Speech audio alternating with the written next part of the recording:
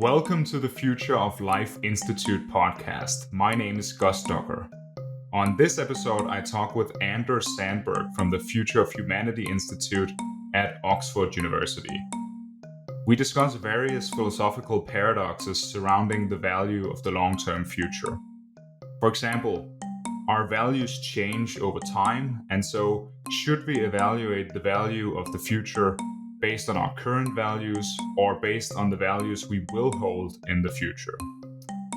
We also end the episode with a lightning round in which I ask Anders his opinions about mind uploading, aliens, and what the most plausible moral theory is. Here is Anders Sandberg. Great. Anders, thank you for coming on the podcast. Well, thank you for having me here. All right. So there is this metaphor of humanity as an immature teenager. How much do you agree with this? Is this an accurate metaphor?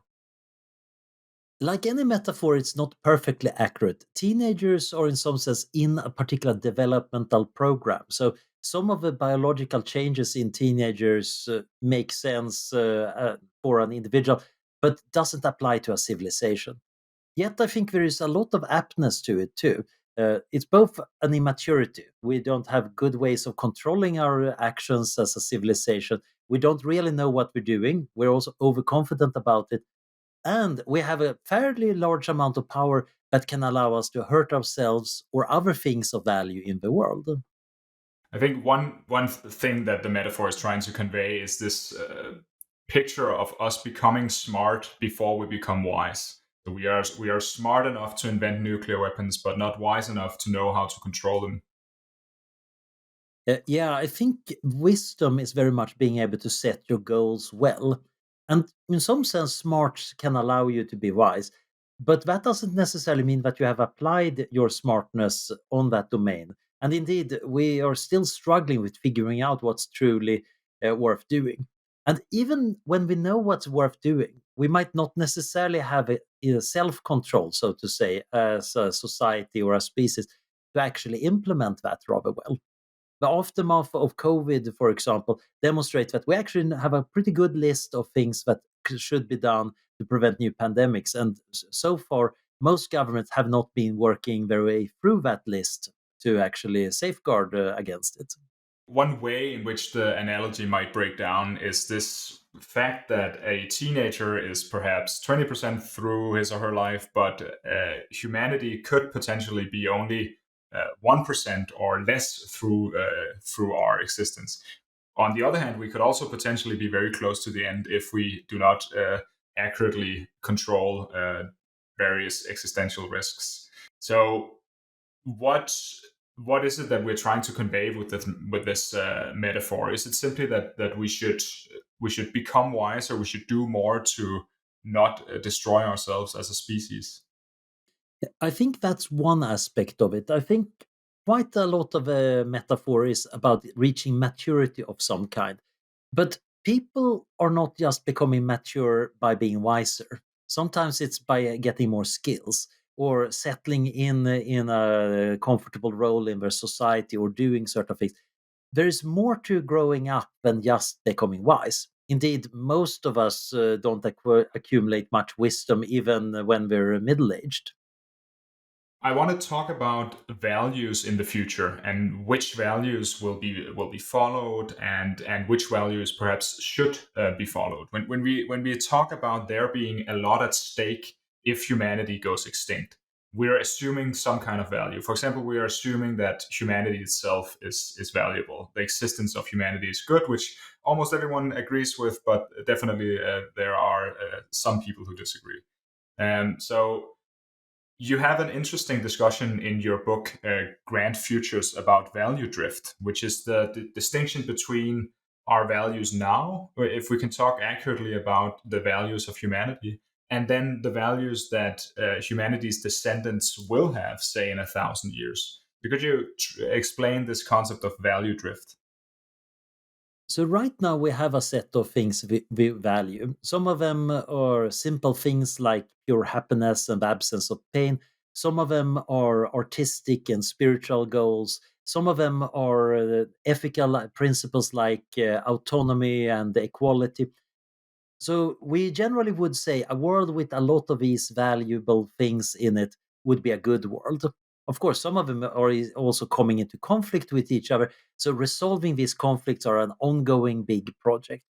But there is this disturbing thought that we also have differences in our values from the past. So today, sexism and homophobia and racism, they are not seen as acceptable. Indeed, they're seen as fairly immoral positions to have. Now, in the past, there would have been a lot of people, even in our own culture, that would have said, oh, that's neutral. Or even in the case of homophobia, no, no, no, that is what God wants us to do. It's a positive value. You are the bad guys because you actually accept the gays. Oh, no, that's a horrible decline of morality. And then we can have an intertemporal argument here about who was right. Meanwhile, the Romans are saying, oh, compassion, that's for little old ladies. Clemency is the proper virtue here for a real man. Why are you going on about that? You have really declined. You don't even talk about honor very much. So you could argue, of course, that we have a moral development, but actually we have learned important moral truths. Actually, today we are better at morality than the Romans. We have actually figured things out. The relativists at this point might beg to differ, but generally, even the relativists might say that, yeah, pleasure is better than pain. And that's something even our distant ancestors among fishes would agree with if they could do philosophy. Now, the problem here is in the future, we are going to change. Natural evolution is going to change us a bit randomly, but more powerfully, it's pretty likely that we are going to modify ourselves. Our culture is going to change way more than between us and the Romans. And we're also likely to want to modify our bodies to fix problems like aging and maybe enhance ourselves. And that means that in the long run, we're probably going to become something vastly different and probably at a faster pace than in the past. So that means that we might discover new values.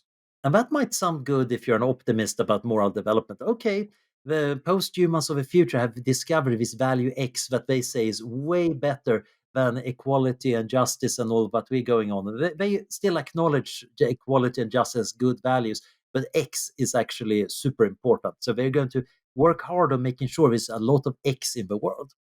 That might still be all right because there is a bit of equality and justice in that world. But it might also be that we can't imagine what that value is like at all because we merely have 1.4 liters of brain. We don't have any quantum computers connected to our brains. And that's unfortunately what you need to have in order to understand these values. And if you're slightly less optimistic about moral advancement, you might say actually culture is drifting randomly. And in this very different world where we're living there in their service and space habitats and doing their quantum thinking, their culture is utterly alien to us, so it encompasses values we can't fathom and don't care about. So actually, the total amount of value in that culture might be very small. Occasionally, there's a bit of glimmer of equality or a bit of happiness, but they're mostly aiming at getting value X, Y, and Z that we don't have any clue about. And some very disturbing, weird things that we might call Aleph, Beth, and Gimel, but is even weirder. And they might conversely also be a bit concerned that maybe the post humans of a very far future are going to not care too much about X, Y, and Z. So this leads to some problems for us thinking about long-termism and how good the long-term future could be. There's a temptation here to say that, well, in the past we were simply wrong about our attitudes towards sexism, racism, slavery, you name it. There are so many horrors of the past. Now we know better, and so the past people were simply wrong. What this should make us think about is how we could be wrong in a similar sense. Here, one might worry that, you know, it's we cannot give up on all of our values. In some sense, I think at least it makes sense to be stubborn about some of them.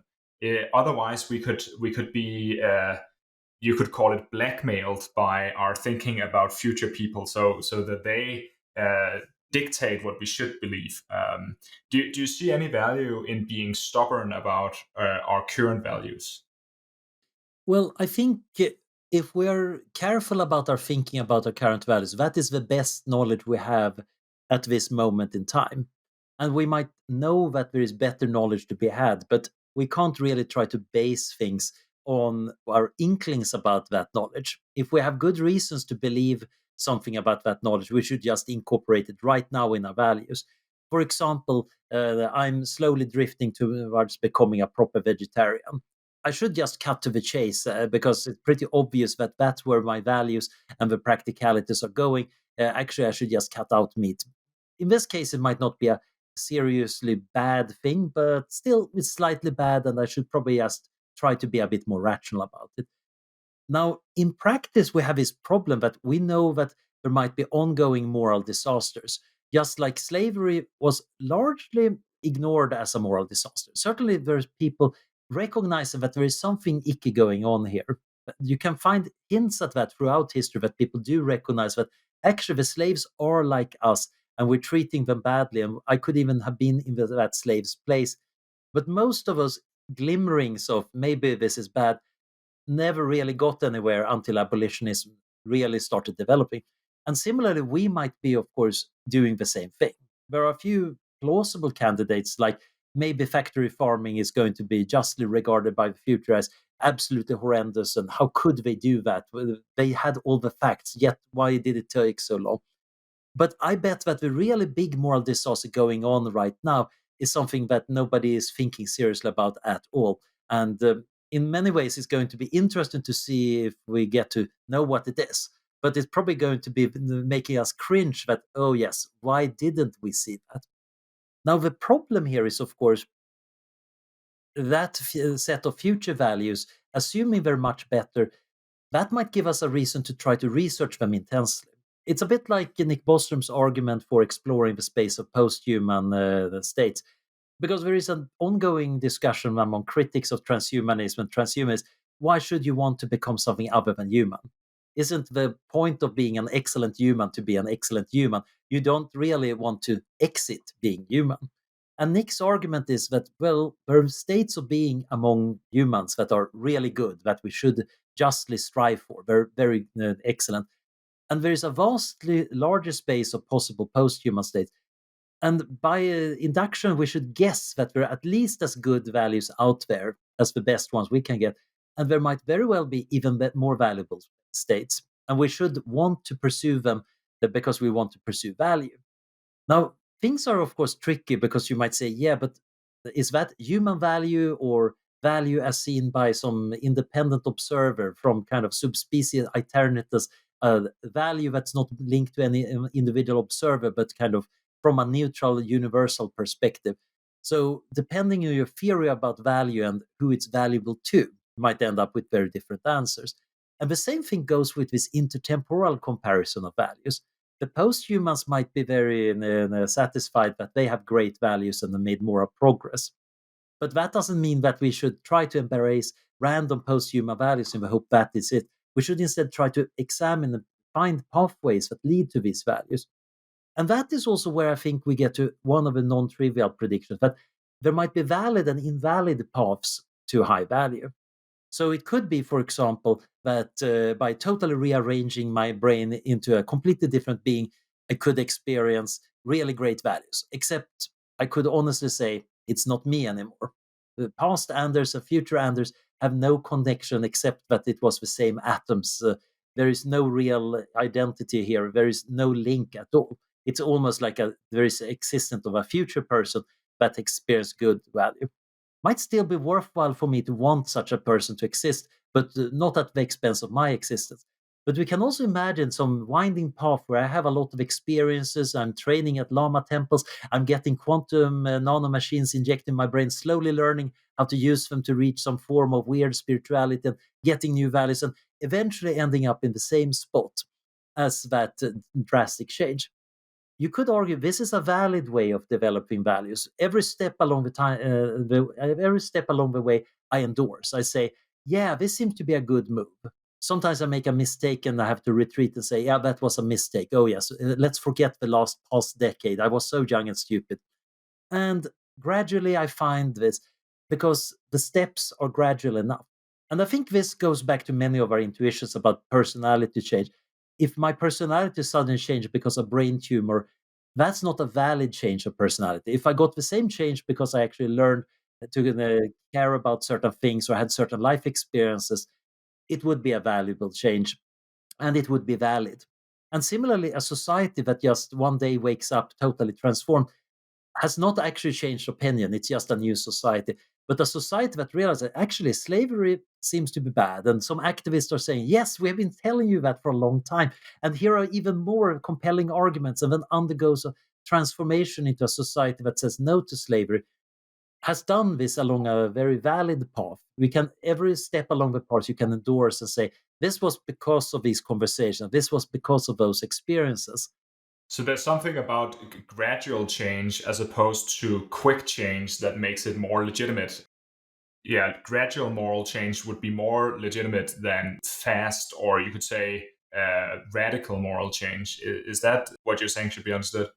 That is my intuition. Another question is, can you actually make a good argument here for why this is legitimate?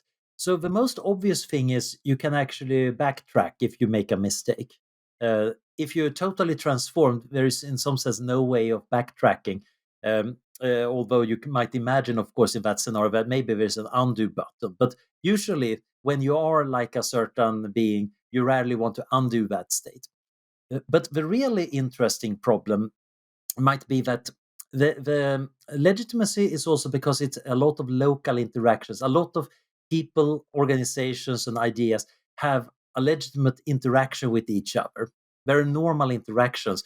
The brain tumor changing somebody's personality, even if it's a nice personality change, is in some sense not the kind of thing that we want to have as a tool for a changing personality. Although you might imagine in the future that maybe we have therapeutic brain tumors to fix our personality flaws, but then they have become legitimate because they're a tool. And we also have ways of thinking about, do I want to actually use this slightly creepy sounding treatment, or do I want to change my personality in a different way? So I think the legitimacy here has a lot to do with both that the interactions are of a kind we recognize as valid. And this is, of course, slightly tricky because many of interaction we today might regard as valid reasons to change our mind might not always have been regarded as valid. So we use a lot of statistics these days to try to convince people that this is the right course of action. Before statistics existed, that would have just been almost like astrology. Indeed, you could have argued that today we don't regard astrological arguments as valid reasons, but once they did. What did that mean, that they still were valid because people felt they were, or was it that the epistemic underpinnings of astrology are so bad that they were never good arguments, even when people believed them to be? Which I think is what I would endorse. But there might be other forms of interactions that also have these interesting aspects. For example, the idea of a marketplace of ideas that you find in liberal thinking is very much like good ideas tend to win out against bad ideas if we have this fair debate. Of course, the doubt we have gotten in recent years is maybe in the marketplace of idea on social media, the good ideas are not going to win out, which is a very disturbing thought if you come from the liberal tradition. I think it's still not entirely true, but it's certainly clear that it's not as simple as saying that truth will always win out. Truth has a lot of interesting marketing problems. Marketing tends to help ideas win out, and it's neutral towards the truth of the claim. There's an interesting discussion about how fast we should move towards what we would consider better future values. So in you could say one position is that if we think that we've discovered something that we in the future will value or will find horrific, say that in the future we predict that we will find factory farming horrific. Well, then one position is that we should move towards eliminating factory farming as quickly as possible, and we could call that the progressive position. And then on the other hand, you could have something that we could call the conservative position, which is that there is some wisdom encoded in the way we've been doing things, and that we should not overturn these traditions because they might have some values that we don't fully understand. So these two poles could be how we think about navigating our way to the better futures we want to have. Yeah, I think that is a good scale.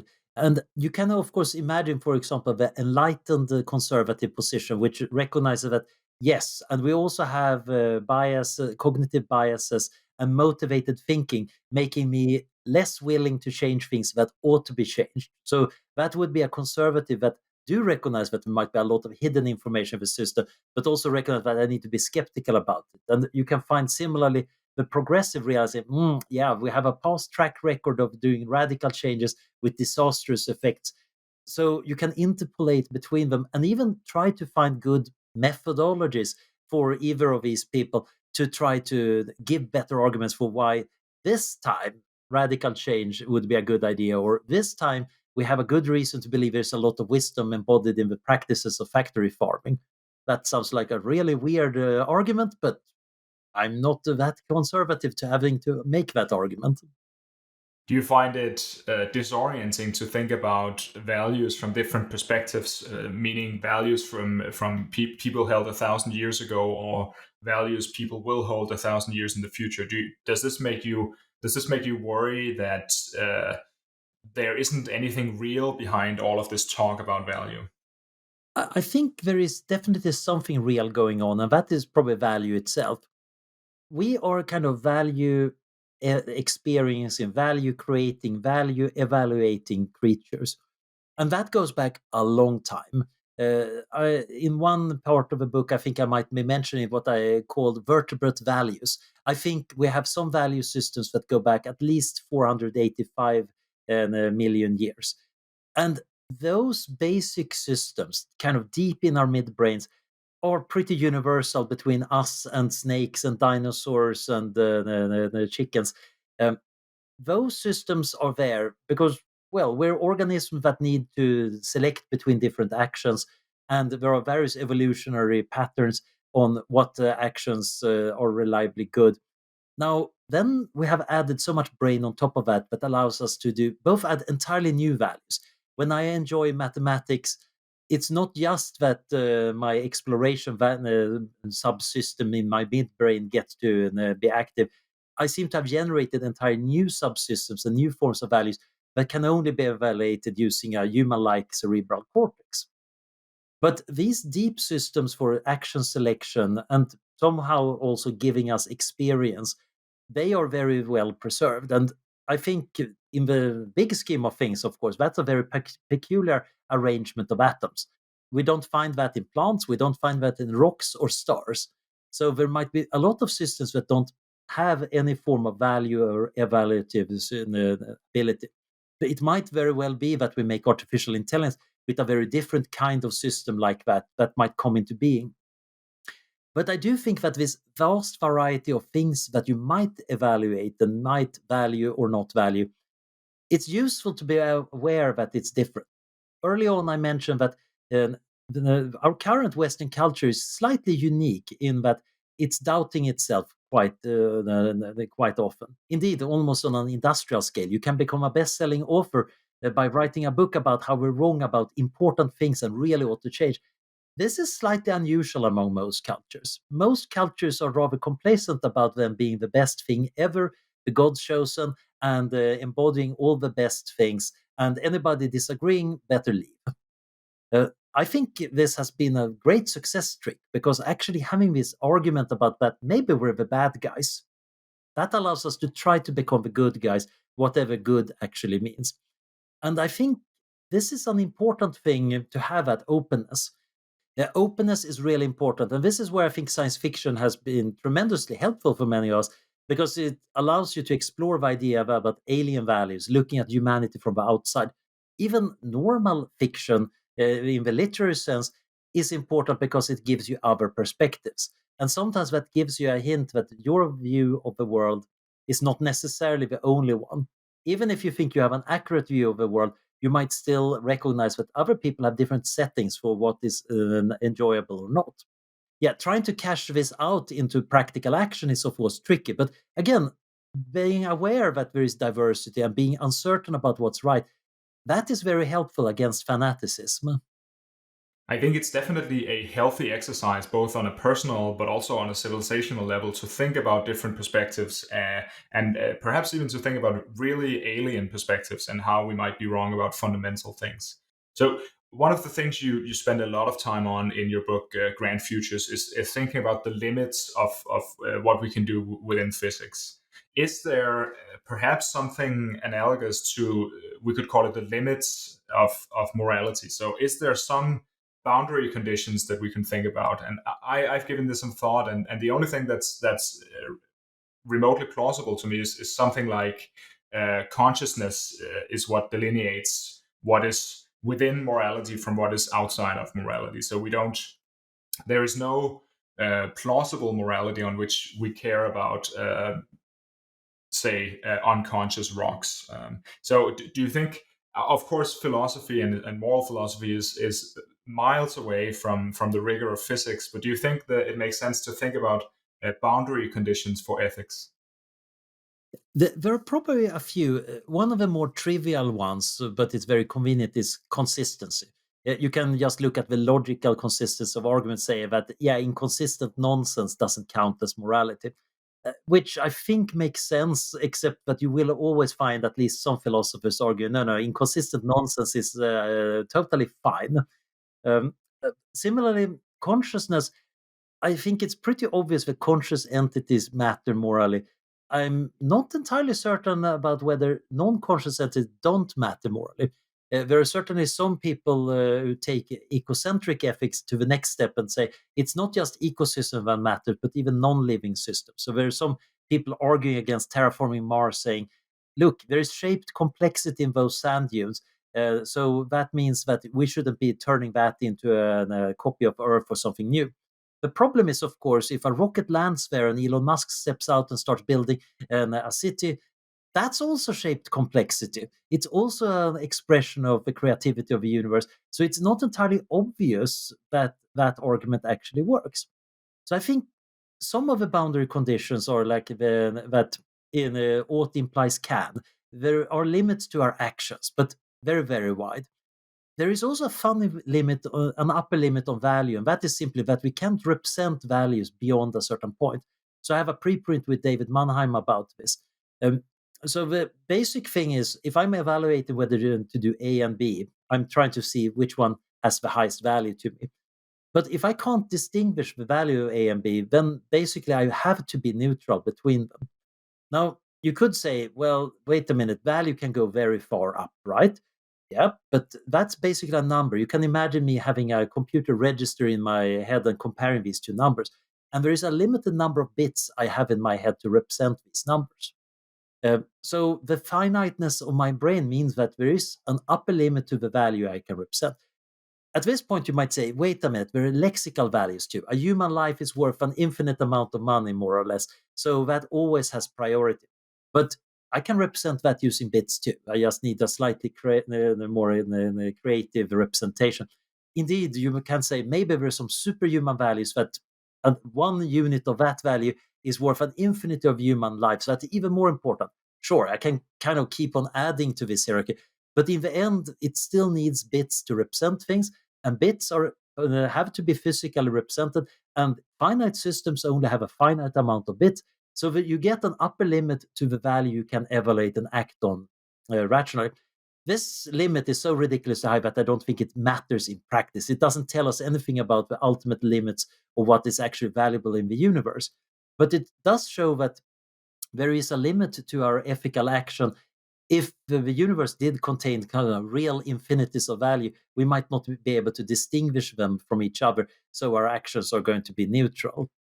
But the real question is, of course, well, where does morality and ethics come from? How do you actually, is there just an infinite amount of self consistent systems here that could be true? Or is it that actually the total number of self consistent systems are a small number? It could be one, or it could turn out that there are 17 self consistent systems. So, billions of years hence, ethicists are just listing these 17 systems and some cool theorem in some alien language explaining why these are the only ones.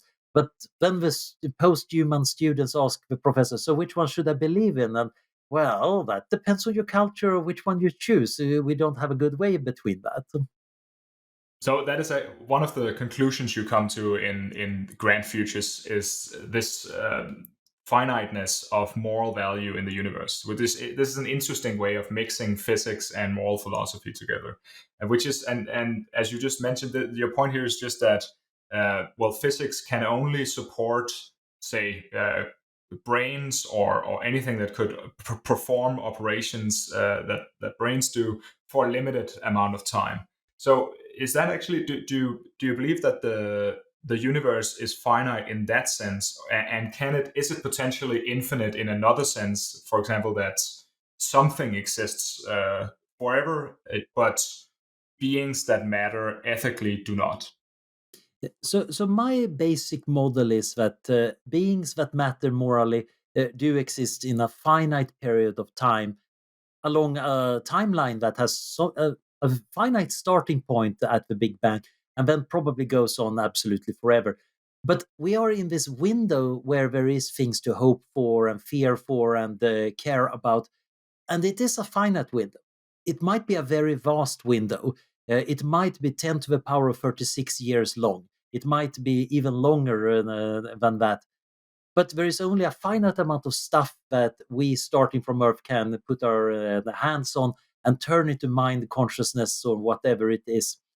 So I think we're living in a vast but finite universe. And this is interesting because some people get very depressed when they hear that, even though I'm using scientific notation to show these absurdly big numbers that don't even make sense in any human context, which are, for all practical purposes, infinite compared to normal human wants.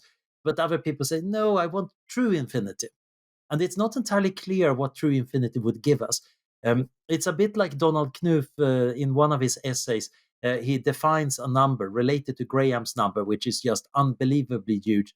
And then he points out that, well, if God gave me a lifespan equivalent to this number, that's about as good as eternal life because, well, it is so much longer than anything that you can actually possibly imagine. And indeed, if you think about theology, anything religious people ever wanted God to be can also be expressed as a kind of, okay, if God is finitely powerful, but that number powerful, that's still good enough for all the religions that ever existed. So quite often we have this hard time imagining just how huge finite things can be. We quite often think that true infinity must be the really important thing, but actually, the finite stuff is quite valuable. Most of the stuff that really matters to us in our normal life are finite things. They're finite loves, they're finite lifespans, finite insights, yet they make our lives so good. And even adding a bit to that might make them exponentially better. That's still finite. The problem is we quite often fall in love with this abstraction of infinity. Yet the finite world we're surrounded with, in its complicated structure, I think we get a lot of value that might even disappear when you're out in the true land of infinities, where everything kind of has a nice limiting point. How would value disappear if the universe turned out to be infinite? In what sense would value disappear? I'm not certain it would disappear. Rather, you would end up with a situation. Maybe there is something that has infinite value. And well, what about something else that also has infinite value? If they are the same infinity, in that case, they're equally valid, etc. In that case, you could also say they both got value of 10 units. You can rescale things. The real problem is rather when you move around in a discrete set of numbers like the integers, that discreteness creates a lot of structure. We have the primes, we have a lot of properties of evenness and oddness that creates a complex tapestry. When you move over to a slightly richer representation, like the rational numbers, you get many more numbers in some sense. At this point, of course, a set theoretician will be wagging his fingers saying, no, no, no, the cardinality of those two sets are the same. You get a lot more freedom, though. Once you move over to the real numbers, you get even more freedom and a lot of very weird and wacky numbers that we normally don't use. But many of the problems disappear, or rather, the uniqueness of particular numbers just melt away into the continuum. And I think the same thing happens when you move over to having real infinities around. Many finite things are just all the same. Now, this is perhaps me not understanding infinity because I have a wrong mathematical intuitions and a woefully finite brain. But it seems to me that actually making a lot out of finite stuff is going to keep us busy for a long time. And it might very well turn out that had we infinite time, we would still be kind of dealing with the finite stuff indefinitely far. Because there are many weird things about finite objects. One of my favorite facts is that if you think about the Kolmogorov complexity of something, that is the shortest computer program that can generate the bit string that describes it. For most numbers, since most numbers are random sequence of ones and zeros, that complexity is about equal to the number. So as you move to bigger and bigger number, the complexity just grows indefinitely. There are some numbers that have low complexity that you can just write them with all ones or a one followed by 10,000 zeros, and that's a short program. But the program that generates all of the numbers, that's a very simple computer program. So the complexity of all numbers together is very small. Yet there are many numbers inside that set that are much more complex. But the way of finding them is, of course, counting up the numbers and dealing with the finite numbers from themselves, rather than dealing with the whole system. There is perhaps a worry that moral philosophy has gotten ahead of itself here. If we return to this metaphor of humanity as an immature teenager, maybe us as a teenager now, we've gotten very fascinated with the limits of what we can do, and there is also, or perhaps we should focus more on a more common sense view of what we should do. Say, so we've been discussing how we could alienate ourselves from our own values, thinking about future values and past values. We've been thinking about whether an enormous but finite future would be worse than an infinite future, and so on. But if we're thinking about whether it would be good for humanity to destroy itself, well, there's a pretty common sense answer there. If we, and it's an answer that we use every day in our own lives, which is just we look both ways when we cross the street. We spend lots of our resources just trying to prevent just the people alive today from dying of disease and war and so on. And so I think it's important to stress that nothing about preventing the extinction of humanity by engineered pandemics or nuclear war or advanced artificial intelligence depends on these esoteric philosophical discussions about value, even though they are extremely interesting to me at least. Yeah, and I think it's also useful to hedge one's bets. I think understanding a bit about the wider landscape helps you appreciate the practicalities of okay, how do we make sure that the governance of bioweapons is sensible? I think, in particular, one of the importances of these weirder parts of ethics is helping us think about priority setting. Because we still need to think about okay, I need to select a career. Am I going to diplomacy to try to reduce nuclear weapons risk, or am I going to technology to try to fix better energy sources so we survive? Or should I be trying to make a safe AI? Or maybe I should actually go and work on malaria bed nets. That priority setting to some extent depends on the weird questions. There are, for example, those critiques of effective altruism arguing that, look, if you think that the end of the world is infinitely bad, then you need to put in all effort for that. And that is crazy, which is basically in the same formal form as critiquing Peter Singer's view that we should be putting in all our effort into helping the poor in the world. So doing the abstraction, realizing, hey, these arguments have some interesting similarities and dissimilarities. What can we learn? Is helping you buttress your priorities. So generally, my approach to many of these things is, I think it's worthwhile to have some people work on the really far out stuff. I think it's also not worth having too many people here. I'm pretty happy to be relatively alone in writing books about what to do in the next quadrillion years. Have a feeling that we're not going to need updating that too much. I have some ideas for how to build a solar shield to help Earth in a billion years, but it's not exactly urgent to finalize those things. We're going to have much better technology in just a million years. But having a sense of where you are in the big scheme of things, even if that's somewhat tentative, I think is very helpful. For example, the discussion about changing values in the far future, some of that, of course, affects us when we think about how our values are changing as a culture right now over the next few years. New social medias are going to change how culture works. They're going to favor some values and disfavor others. We might want to think about how much importance we should put on that and make sure, because some conservatives are saying, look, these medias are really bad. They're threatening really important values, and that's why we need to ban them. While others would say, wait a minute, change of values is actually fairly okay. And that debate is useful to have.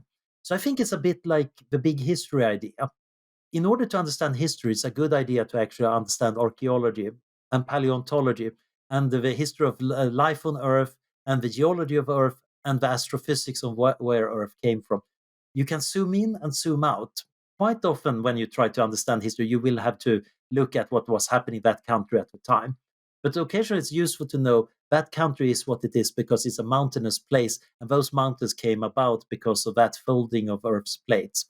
And sometimes that also allows you to zoom in and zoom out in the flexible way for the future. The Long Now Foundation have been arguing that we should think of it now as 10,000 years, which is kind of a nice, convenient length of time. But I think we actually need to be able to zoom out and zoom in much more. So we can zoom out and see the potential grandness of the future and the strangeness of the future.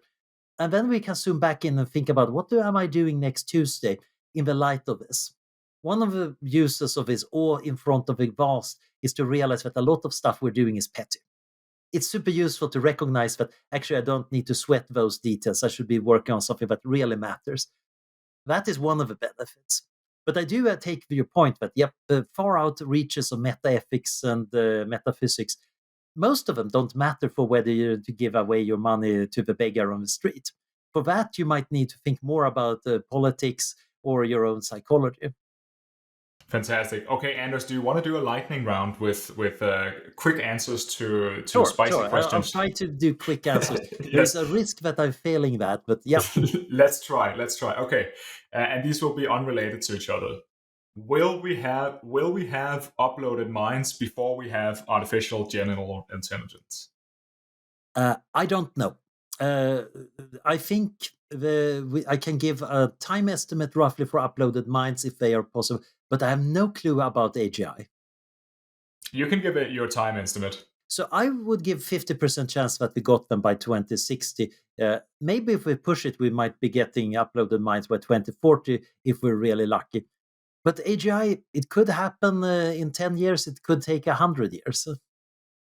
Are so your what we could call AI timelines are still very very open, even though you've spent decades thinking about this, or perhaps because you've spent decades thinking about this. That's an interesting fact. Yeah, generally, my experience of AI timelines is we don't know how to predict them. And that is in itself useful. It gives us a sense that, okay, we need to act urgently because it can happen soon. But we should also expect that it's going to take much longer than we expected. Will humanity ever leave the solar system? I think humanity, in defined as something mentally descended from humans, will leave the solar system with a fairly high probability. Will a biological human ever leave the solar system? I think if that happens, it's going to be some kind of weird stunt by an advanced civilization showing that, look, we can even send a person over to Alpha Centauri. Of course, people have been living there for thousands of years, but we can afford to even send a person here. Because it would be so difficult to transport a biological human through space, or interstellar travel, in that sense. And so they might even parade it around as an example of how advanced they are scientifically. That's Yeah, interesting. showing off. Now, there is another way biological humans might leave the solar systems, and that's the slow boat approach. So imagine that you have self-sufficient habitats that can mine deuterium to run fusion reactors from cometary ice and get enough carbon and other compounds from that ice to build new habitats and biospheres. You could imagine these guys settling the Oort cloud. And over time, they might migrate into the Oort cloud of overlapping solar systems and spread by diffusion between stars passing by each other. This way, over a span of about 4 billion years, we could actually settle the whole galaxy. And at that point, usually in my simulations, deuterium runs out and they have to settle the inner solar systems that we're not used to. How worried should we be about a future totalitarian world government? I think we should be fairly worried about that. We're seeing more and more tools for automated totalitarianism. They're still clunky. But then again, so were the surveillance cameras back in the 1940s. Many authoritarian governments really love the ability of using AI and automation to keep their population in line. So I think we need to make safeguards here. We need to invent a better science of making safe and sane governance. Are there aliens in the universe? I think the universe is spatially infinite, so I think the probability is essentially one. But I think it's sparsely populated. I think our nearest neighbors are probably a billion light years away or something like that. So I'm hoping we will get to meet them, but it's going to be far in the future. What are some of the most interesting unanswered questions about grand futures, or perhaps thinking in the tradition of big history or interdisciplinary science, as you've done with your book? What would you be really delighted to hear a new paper coming out about? One is, what is the structure of history? It seems like there are some important hinge points where things could go in different directions. Uh, and we can certainly cite various historical events that look like that. But were they actually hinge points?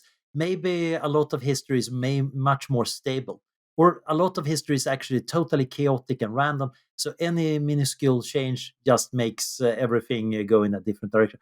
I would love to have a general theory about how the distribution of importance of points in time and space distribute themselves. Another question I'm interested in is there really interesting cryophysics? We know a fair bit about physics at high temperatures and chemistry at our normal temperature. There are some reactions that you can do in a lab in liquid nitrogen that cannot happen normally at higher temperatures because the compounds are so unstable. What about chemistry and physics close to absolute zero? We know weird things like superfluidity and superconductivity happen. Are there other complex things like that that happen close to absolute zero that we totally overlooked because we're such hot creatures? Do you think we are currently at a hinge in history, meaning that this is a particularly important time and our actions matter particularly much today? I think we're likely at a hinge. It might not be the hinge, the most important moment in the history, but it certainly seems like there is a lot of important turbulence and choice points here. We might be setting standards that are going to affect how we set up space, biotechnology, nanotechnology, and artificial intelligence. We are making choices about what to invest in. And we're also somewhat disjointed in our governance. I think this might be a rather crucial period. For listeners who find this conversation insightful, what book should they read? Now, of course, aside from Grand Futures, which everyone should But read. Grand Futures is taking its time. I'm hopefully done with it before the Singularity or something. But uh, one book that really inspired me was Barrow and Tipler's The Anthropic Cosmological Principle. My book is, in some sense, a sequel. So, in that book, they looked at humanity's place in the universe and combined a lot of philosophy with looking at physics and the future possibility. It's a bit dated, but still an amazing masterpiece. I'm also very fond of Freeman Dyson's work because that combines a deep humanity as well as a very inquiring mind poking at interesting questions from fun angles. So, Disturbing the Universe might be a great starting point. And then we have Olaf Stapledon's science fiction novels, Last and First Men and Star Maker. These ones are really old science fiction stories, but especially Star Maker is the great grand future story. It's about intelligence in the universe. It's groping towards survival and complexity and trying to figure out what is it all about. It's unimaginably vast and it's very different from everything before and after. Should the average person sign up for cryogenics or cryonics?